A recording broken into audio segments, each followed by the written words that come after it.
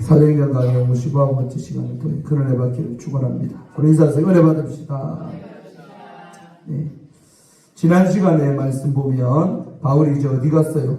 1절에서 11절까지 보면 아데네를 떠나 고린도로 갔어요. 그래서 고린도 가가지고 아데네에서는 너무나도 사역이 힘들었죠. 동역자도 없고 열매도 안 좋고. 그런데 고린도에 가서 처음으로 만난 동역자들이 누구예요? 브리스길라와 아굴라. 하필이면 그들도 그때 로마에서 쫓겨나가지고 온 곳이 고린도였다. 우연일까요? 하나님의 뜻일까요? 하나님의 뜻입니다. 바울을 잘 도우라고, 그들도 성장하고 바울 목사님도 잘 도우라고 그들이 온 거예요. 그래서 같이 또 하필이 뭐도 똑같아요? 직업도 똑같네. 천막쟁이. 그래서 장막 만드는 일로 업도 같은 거예요. 그래서 한 집에서 서로 아예 함께 생활을 함께 했댔죠. 그러면서 매일같이 같이 일도 하고, 사람이 그 사람 자주 만나다 보면 닮는다 안 닮는다? 닮는다. 그러니까 부부도 오래 살다 보면 점점 닮아간다 그러잖아요. 목사와 성도도 마찬가지입니다. 목사님과 1년, 2년 함께 할수록 점점 닮아가게 원래 되어 있습니다. 왜 그러냐면 영향력을 안 받을래야 안 받을 수가 없어요. 그래서 이제 기도까지 받고 막 이런 관계로 가다 보면 닮게 되어 있습니다. 말투까지도 어떤 경우는 닮고, 목사님 잘 쓰는 단어도 쓰고, 이렇게까지 또 닮아가는 경우가 있어요. 그래서 이들이 같이 살면서 낮은 일하시고도 밤에는 뭐 했을까요? 함께 예배드리고 기도하고. 그러니까 바울의 어떤 수준 높은 영성, 그것이 그 브리스길라와 아굴라 부부에게 간 줄로 믿습니다. 그게 나중에 뒤에 보면 나오겠지만 아볼로를 데려다가 가르쳐줬도 시상이나 얼마나 수준이 올라왔는지요. 아볼로 목사님이 설교하는 걸 가만히 있었다 보니까 저 목사님이 설교는 잘하는데 제대로 잘 모르시는구만. 그래서 여기 보면 데려다가 하나님의 도에 대해서 더 자세하게 풀어준 부부가 누구? 브리스길라와 아굴라. 수준이 있다 이거. 여러분들 인사들 우리도 그래 됩시다. 그래 되시기 바랍니다. 그래서 하여튼 그런 좋은 동역자도 만나고, 그 다음에 회당장 누구? 그리스보. 그래서 이 사람이 또 예수를 믿네. 유력한 자가. 그래서 그리스보도 예수 믿어서 바울의 편이 되고. 아멘. 또 회당장 옆에 사는 누구였습니까? 그 디도 유수도 6절에 나오죠. 하나님 7절에 하나님을 경외하는 디도 유수도가 또 바울의 동역자가 됐는데, 이 사람 집이 어디라고요? 하필이면 회당 옆에 사는 이 사람도. 그러니까 회당장이 바울 편이고 회당 옆에 사는 분이 바울. 그러니까 바울이 고린도에서는 든든한 동역자들에 둘러싸여가지고 아주 사역을 멋지게 잘한 곳이 이 고린도라는 곳입니다. 아멘. 아간에서 철저하게 실패하고 고린도에서는 힘받고, 여러 주여종의 목회길에 있어서 업앤다운이 어느 종이나 있습니다. 실패한다고 계속 실패하는 것도 없고, 또 잘 나갈 때 계속 잘 나가면 사람은 교만해져요. 하나님 한 번씩 실패도 경험하고 열매 없음도 경험해서 역시 나는 하나님 없으면 안 되는구나 하면서 주의 종이요 더 하나님을 의지하는 방법이 때로는 사역에 실패를 할 거예요. 계속 잘 나가면요 인간이 교만하니까. 저도 마찬가지. 때로는 어려움도 물질적으로 어려울 때도 있고 좀 넉넉할 때도 있고, 이런 이제 업앤다운이죠. 업될 때도 있고 다운될 때도 있고. 그러나 이렇든 저렇든 간에 일체의 비결을 안다면 늘 하나님 앞에 감사하면서 또 주의 일에 충실하게 살 줄로 믿습니다. 바울은 그런 사람이에요. 그래서 빌립보에서 내가 빈부에 처할 줄, 내가 부한 데도 처하고 가난한 데도 처한다. 일체의 뭐를 배웠다? 비결을 배웠노라 하면서 빌립보 교회에다가 편지했을 때는 그런 말들, 이런 과정을 바울이 겪었기 때문에 그랬어요. 동역자 없이 외롭게 목회할 때도 있고, 또 풍성한 동역자들 많은 사역도 바울이 하고요. 아멘. 이렇든 저렇든 간에 하여튼 목회자는 주님만 바라봐야 될 줄로 믿습니다. 자, 12절부터 이제 봐요. 그래서 11절에 그런 데 있고, 자, 갈리오라는 사람은 그 당시에 아가야 지방의 총독이랍니다. 이 아가야는 고린도 한 도시가 아니라 고린도, 뭐 에베소 여러 도시를 포함하는 큰 개념. 지금으로 말하면 도지사, 경남도지사면 경남 안에 여러 도시 있는데 다 전체를 커버하는 게 도지사 아닙니까? 그런 개념처럼 이 아가야 지방의 총독이 누가 되냐면 갈리오래요. 근데 주석에 보니까 철학자였던 세네카의 집안 사람이 갈리오. 이 사람은 아주 합리적이고 공명정대한 정치인으로 그 당시에 유명한 분이 갈리오랍니다. 그러니까 고린도 지방에 소속된 그 아가야의 총독이 누가 됐다? 갈리오가 되었다. 그래서 됐는데 이때 역시나 드디어 유대인들이 가만히 있습니까? 바울이 고린도에서 막 교회 세우고 잘하고 이러니까 그 꼴을 봐요, 못 봐요? 못 보죠. 그래서 이 유대인들이 일제에 일어나 바울을 뭐 했다? 역시 딴 집에서 당한 것처럼 대적을 한 거예요. 그리고 바울을 끌고 어디로? 법정으로 데리고 갔대요. 누구 앞에? 갈리오 앞에다가 이 바울을 또 이렇게 이 문제가 많은 인물이라면서 갖다 세웠다는 겁니다. 그러면서 뭐라고 말해요? 이 사람이 율법을 어기면서 하나님을 경외하라고 사람들을 만나 권한다고 그렇게 이런 명목으로 해서 바울을 뭐 했다 지금 법정에다가 고발을 하는 거예요. 율법 어기면서 하나님을 경외하라 하면서 권한됐어요. 그러니까 아주 공명정대하고 합리적 인물이었던 이 갈리오가 뭐라고 하느냐? 바울이 이제 한마디 하려고 할 때 그 말 전에 갈리오가 그 고발한 그러니까 고발당한 게 바울이고 고발하는 사람들이 유대인인데 유대인들이 이렇게 말하는 거예요. 먼저 가르마를 타주는 거죠. 뭐라고? 너희 유대인들아, 만약에 지금 이 사건이 만일 이것이 무슨 부정한 일이나 불량한 행동이었으면 내가 너희 말을 지금 들어주는 게 옳다. 그 말이 뭐냐면 어떤 너가 종교적인 이유 말고 그냥 사회적으로 어떤 무리를 일으킨 거나 그런 어떤 걸 갖고 이 사람을 고발하는 거면 내가 들어주는 게 옳다. 합리적이죠. 얼마나 독단지 몰라. 15절. 그런데 만약에 너희들이 고발하는 이 문제가 너네 유대교 안에서 언어와 명칭과 너희 법에 관한 거, 너희 법은 특별히 뭘 말하면 율법입니다. 율법에 관한 것이면 너희가 나한테 이런 거 막 귀찮게 하지 말고 너희 스스로가 처리를 해라. 나는 이러한 일에 재판장 되는 거 원하지 않는다. 그러니까 딱 선긋기를 하는 거죠. 사회법에 관련된 거면 내가 개입할 거고, 그렇지 않고 너희 그냥 종교의 법인 율법에 관한 문제면 나는 이런 일에는 재판장이 안 되고 싶다. 할렐루야. 얼마나 사람 똑똑하잖아요. 좀 선긋기를 딱. 우리나라 재판은 다 이랬으면 좋겠어요. 있습니까? 얼마나 공명정대 말 자체가 벌써 다르잖아요. 자, 16절. 그래가지고요, 그들을 법정에서 쫓아내. 왜? 결국 이들이 고발한 게 뭐예요? 사회적으로 바울이 문제 일으킨 게 없어요. 고린도 그 사회 도시에서 무슨 도시를 어지럽힌다는 그런 일 아니고 율법이었잖아요. 그러니까 법정에서 나가라 이거는. 알았어요. 그러니까 법정에서 쫓아내버렸어요. 그래가지고 어떻게 했냐면 모든 사람이 그러니까 이제 갈리오 앞에 세워서 처벌받게 하려고 하는 유대인의 그 뜻대로 됐어요, 안 됐어요? 안 된 거죠, 안 된 거죠. 그러니까 학풀이를 누구한테 하느냐면 17절 읽어봐요. 시작. 모든 사람이 해당자 소스데네를 잡아 법정 앞에서 뭐 했다? 폭행했대요. 때리대. 갈리오가 이 일을 맞지 않다? 상관하지 않는데 왜? 적어도 그냥 율법에 관련된 일이겠거니 하면서 나서지도 않는 거죠.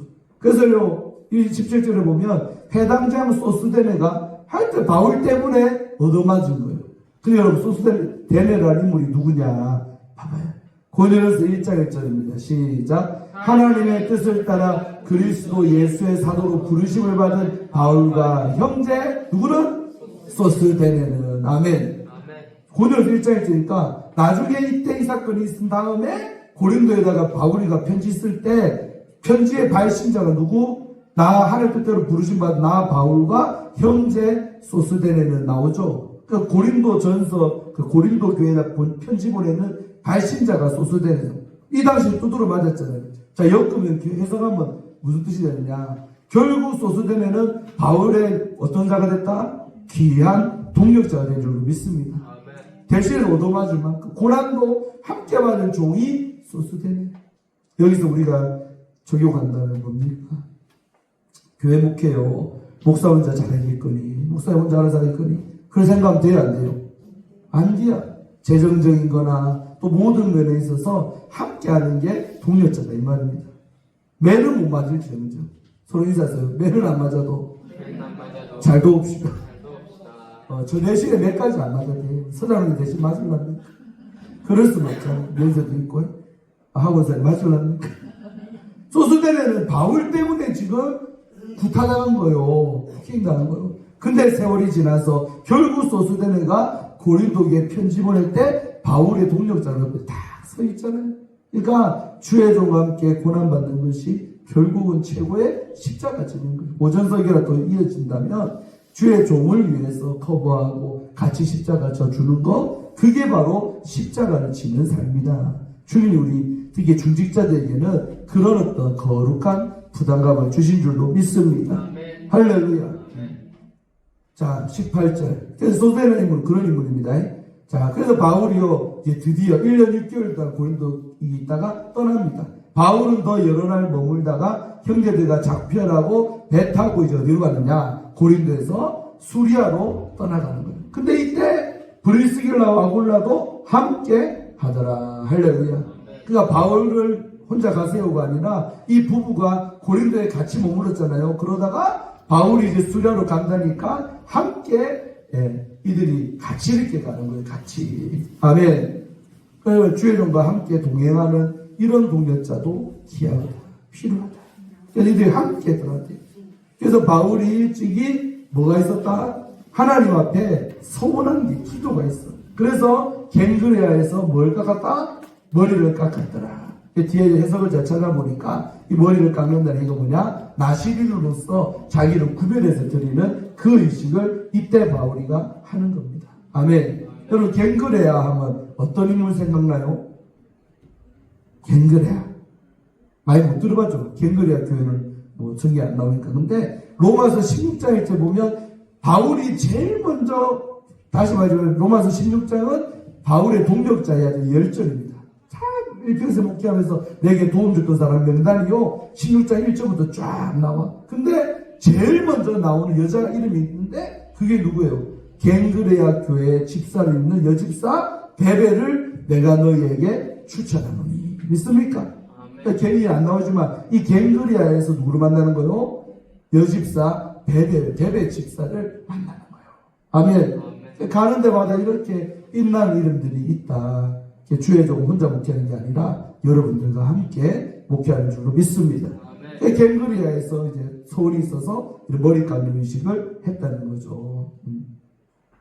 넘어가고 19절. 그래서 이제 그 수리아를 거쳐서 갱그레아에서 소원 의식을 한 다음에 어디로 가느냐? 다음에 있은지가 드디어 에베소입니다.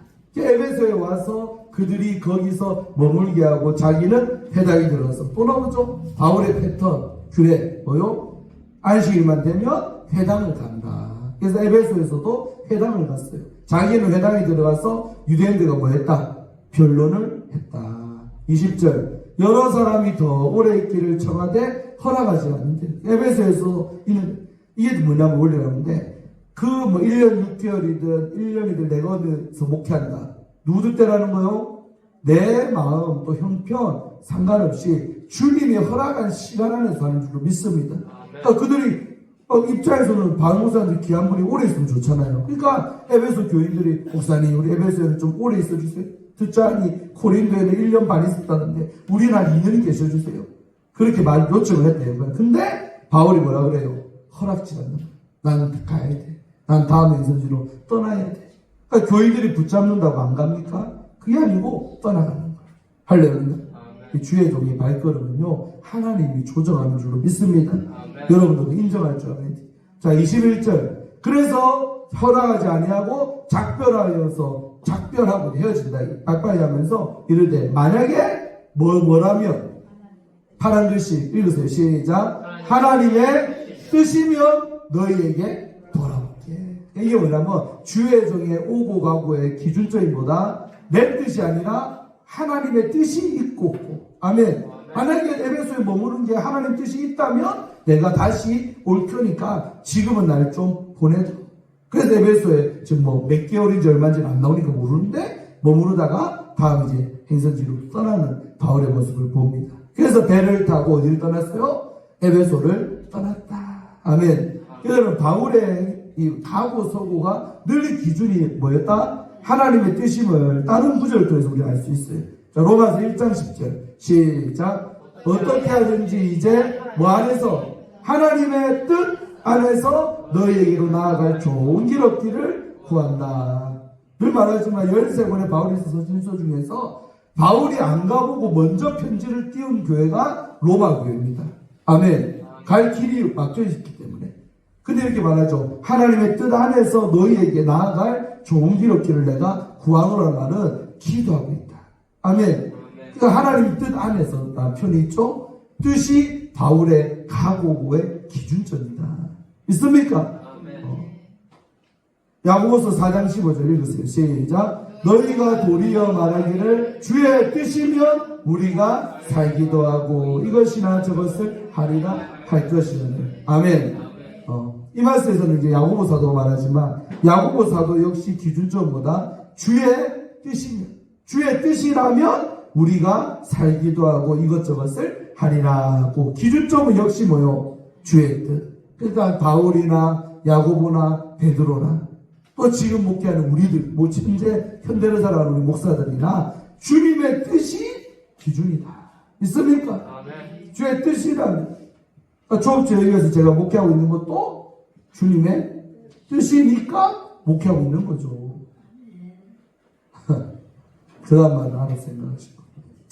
그래서 어쨌든 우리가 주의 뜻이 있으면 있는 거고 없으면 또 머무르고 싶어도 머무를 어떤 상황이 벌어진다거나 어떤 일이 생기기도 하겠죠. 어쨌든 기준점은 뭐다? 하나님의 뜻이다. 뜻이 있고 없고가 가고 오고 서고의 기준이다는 것을 우리는 알 수 있다 이 말이에요. 아멘. 자, 그래서 이제 에베소를 떠나 그 다음 간 곳이 어디요? 가이사라. 예루살렘 일에 있는 그 동네입니다. 가이사라 많이 들어봤죠? 가이사라 빌립보는 그 가이사라입니다. 또 빌립에 4달 됐고 빌립이 아주 오래 또 정착해서 산 동네가 가이사라입니다. 이 가이사라에 상륙하여 올라가 교회 안부름을 위해 그 다음에 또 어디 갔어요? 짧게 이렇게 모으는 것이고 에베소에서 가이사라 상륙해서 그쪽 교회 교인들 안부 물은 다음에 드디어 원래 1차 정도의 파송받은 교회가 어느 교회? 안디옥 교회에서 바나바와 바울이 따로 세움을 받아서 갔잖아요. 그 안디옥 교회에 돌아온 거예요. 할렐루야. 영적 보금자리입니다. 바울의 첫 자기가 데뷔전했던 교회고. 아멘. 그 안디옥에 내려가서 23절 얼마 동안 있어요. 몇 달인지 몇 년인지 몰라. 우리는 성경이 그냥 얼마 있다가 또 떠납니다. 안디옥에서 좀 추스르고. 안디옥 교회 갔을 때 바울이 좀 상상해 보면요, 얼마나 친정 온 기분. 자기가 처음 사회도 그 교회 교인 만나면 얼마나 반갑까. 황 목사님 우리 교회 오면 반갑듯이. 떠난 지 벌써 얼마요? 14년에 제가 15년 5개월 전에 여러분하고 헤어졌다가 15년 5개월 만에 딱 오면 옛날에 뭐 강대상도 바뀌었고 많이 바뀌었지만 그래도 오면 마음이 어떨까? 친정 온 기분 들 거예요. 세월은 지나서 아직 머리가 희끗하고 맞죠? 우리 황 목사 얘기하니까 우리 학원에 웃네 지금. 벌써 본 것처럼 기분이 좋다. 네, 이사 온답니다. 곧 이제 장미에 아파트 곧 입주하십니다. 내가 지난번에 우리 교회 나오시라고 했는데 우리 여러분 안녕 넣어봐요. 주일을 당겨가지고 장류까지 태우러 갈 테니까 출시주에 보낼 테니까 오시고 주일마다 우리 교회 와요. 어디 딴 데 가봤어요. 장류 오신데 고사요. 할렐루야. 그러니까 바울이 안디옥 교회 간 기분이 그와 같아요. 왜? 자기가 처음 거기서 바나바가 다소 있는 사울을 데리고 데뷔해가고 거기서 1년 반 동안을 맞죠. 가르치다가 따로 금시간 위에 따로 세워라 해서 선교사로 나가는 교회가 안디옥 교회. 근데 그 안디옥에 왔다니까 아마도 볼 때 얼마 있다가 이 시간 동안 뭐 했을까? 영적 충전. 좋은 음식도 먹고 대접도 좀 받고 그러면서 마음이 주의 종은요 이런 위로받는 일들도 있어요. 맞죠? 그 힘에 또 힘내가 또 목회하는 거지. 이런 것들이 사실 자연스러운 겁니다. 힘 빠지면 때로는 아이고 목사 요즘 힘들어 보이는데 밥 한 끼 해줍시다. 그냥 밥 한 번 사주고 밥도 먹고 그럼 또 힘내서 또 그 힘으로 또 하고 이게 목회 아니겠습니까? 아멘. 그래서 얼마 있다가 떠나서 아시아주 다시 갈라디아 부르기아 땅은 아시아 땅. 우리 1차 전도 여행 때 복음의 씨를 뿌렸던 동네들 갈라디아 부르기아. 그래서 이곳을 차례로 다니면서 모든 제자를 뭐 했다? 굳건하게 했다. 굳건하게 했다의 뜻이 뭐냐면 이 말씀이죠. 사도행전 14장 22절도 앞에 있는데 굳건하게 한다는 뜻이 뭐냐 읽으세요. 시작. 제자들의 마음을 굳건하게 하여 이 믿음에 머물러 있으라. 할렐루야. 그렇죠. 굳건하게 한다는 뜻이 뭐냐면 믿음과 이 믿음에 너희들 떠나지 말고 머물러 있으라. 믿음 생활 똑바로 잘하세요. 이게 마음을 다지고 굳건하게 한다는 말인 줄로 믿습니다. 그러면서 우리가 하나님 나라에 들어가면 많은 못 겪어야 된다? 반란. 오전성이가 너무 많네. 그래서 우리가 영광만 너무 누리라고 하지 말고 십자가를 지려고 주님과 함께 우리가 고난받고 환란에 들어가는 게 진짜 예수 잘 믿는 거다. 그런 사람들에게 하나님이 영광도 주실 줄로 믿습니다. 아멘. 예, 끝났어요. 그래서 이렇게 다지는 갈라디아 부르기아 땅을 다니면서 그 제자들에게 너희들 믿음 가운데 잘 머물러 지내세요 하면서 굳건하게 한 줄로 믿습니다. 예, 기도합니다. 하나님 감사합니다.